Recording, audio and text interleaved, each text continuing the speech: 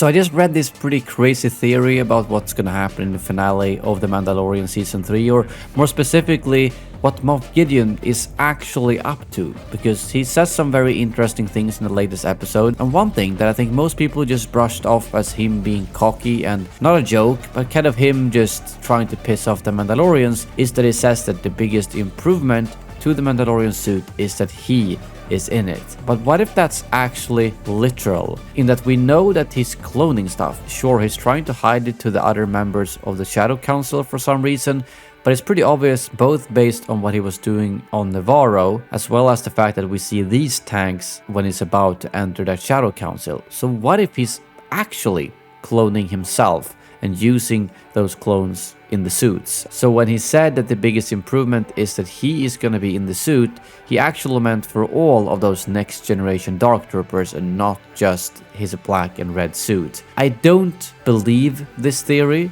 but I also don't think it's completely impossible. He definitely seems delusional and kind of hungry for power, as he obviously wants to kind of overthrow Thrawn and maybe become the next emperor himself, who knows. So if he had an army of clones of himself covered in Beskar, well, that's a pretty good way to try and take over the galaxy. But what do you guys think? Is there any potential that this theory is true, or would that just be very, very strange?